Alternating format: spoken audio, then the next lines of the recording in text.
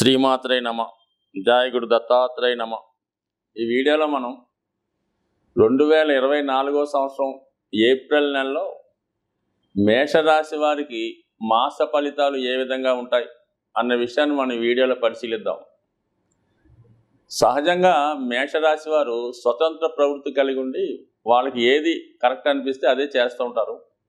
అటువంటి మేషరాశి వారికి ఈ నెల ప్రారంభం నుంచి లాభస్థానంలో కుజగ్రహ సంచారం వల్ల ఇంచుమించుగా మనకి ఏప్రిల్ 23 వరకు కూడా మరి కుజుడు 11వ స్థాన సంచారం వల్ల చేపట్టిన ప్రతి కార్యక్రమంలో కూడా చాలా విజయవంతమైనటువంటి ఫలితాలు జాతకుడికి రావడం జరుగుతుంటుంది. కుజుడు ఈ రాశికి రాష్ట్రాధిపతి అవటం వల్ల స్వయం కృషితో ఎవరి సహకారం లేకుండా వాళ్లకు నచ్చిన విధంగా మరి వాళ్ళు అనుకున్న కార్యక్రమాలు సాధించడం జరుగుతుంటుంది. ముఖ్యంగా ఈ కుజుడు శనిగ్రహంతో కలిసి సంచారం చేయడం వల్ల పారిశ్రామిక రంగంలో ఉన్న వాళ్ళకి ఏదైనా కొత్తగా ఇండస్ట్రీ కానీ పరిశ్రమ కానీ స్థాపిద్దాం అనుకున్న వాళ్ళకి, అలాగే కొత్తగా ఏదైనా వ్యాపార ప్రయత్నాలు చేద్దాం అనుకున్న వాళ్ళకి ఇది చాలా అనుకూలమైనటువంటి సమయం. అలాగే టెక్నికల్ రంగంలో ఉన్న వాళ్ళకి ఆ రంగానికి సంబంధించినటువంటి ఉద్యోగాల్లో ప్రవేశం కొరకు ప్రయత్నం చేస్తున్న వారికి కూడా మరి వాళ్ళు కోరుకున్న విధంగా మంచి వేతనంతో మంచి అవకాశాలు రావడం జరుగుతుంది.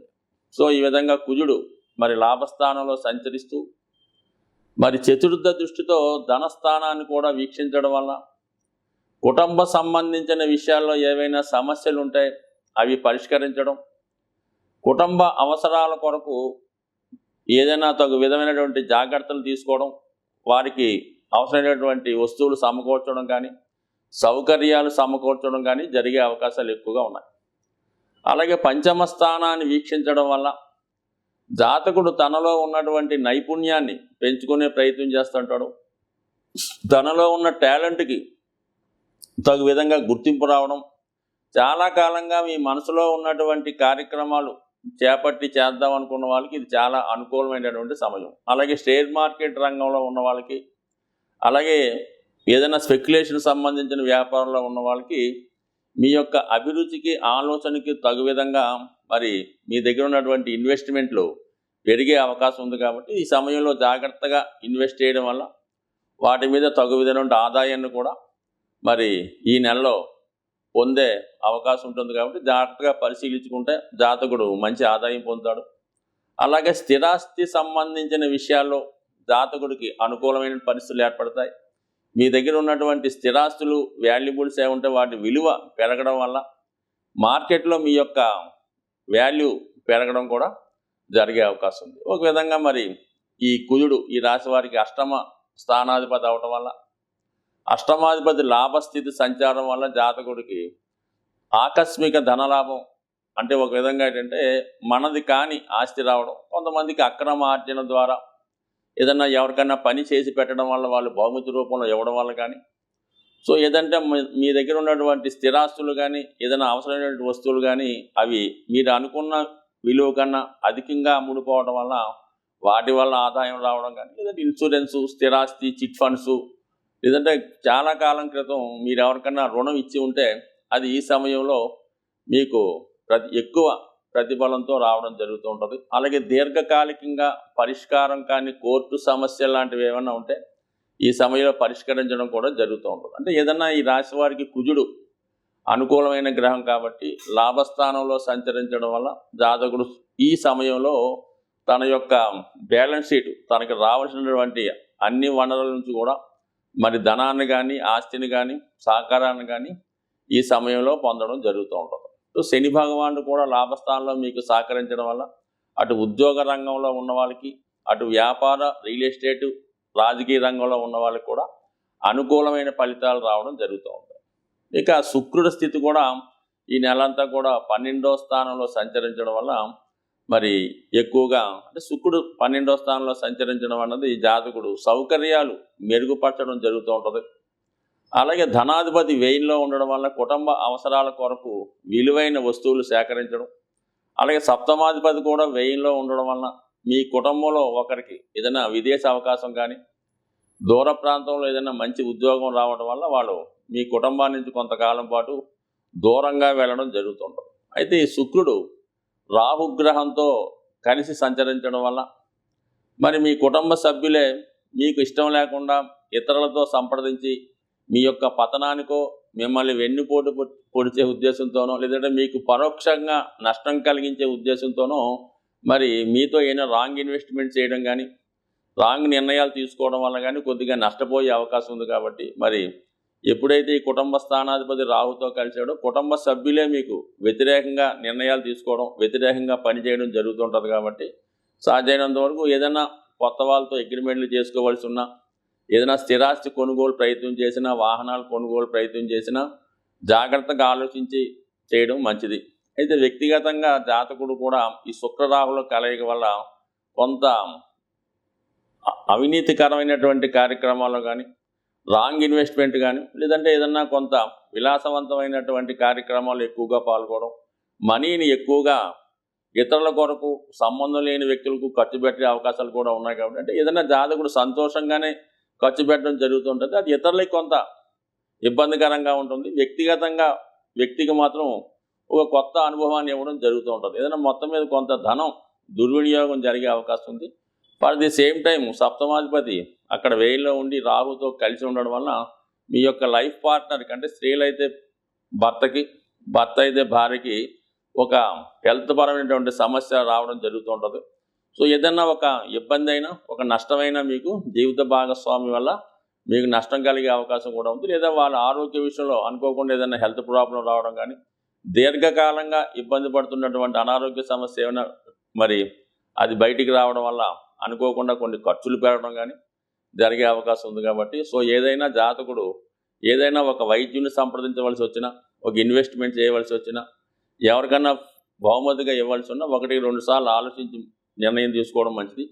పరిచయం లేని వ్యక్తులతో జాగ్రత్తగా వ్యవహరించడం మంచిది. ఈ సమయంలో ఏదైనా స్కామ్లో కానీ, ఏదైనా చికాకుల్లో అనుకోకుండా ఇరుక్కోవడం జరిగే అవకాశం ఉంది. అంటే మనకి సంబంధం లేని విషయాల్లో, కొంత అవినీతికరమైనటువంటి విషయాల్లో ఇరుక్కొని దానివల్ల ఇబ్బంది పడే అవకాశం ఉంది. కాబట్టి ఏదైనా వెళ్ళకూడని చోటుకి వెళ్ళకపోవడం మంచిది. అలాగే ఫోన్ కాల్ మాట్లాడేటప్పుడు కూడా జాగ్రత్తగా మాట్లాడటం మంచిది. సో ఏదైనా జాతకుడు ఈ విషయాల్లో జాగ్రత్తగా వ్యవహరించడం మంచిది.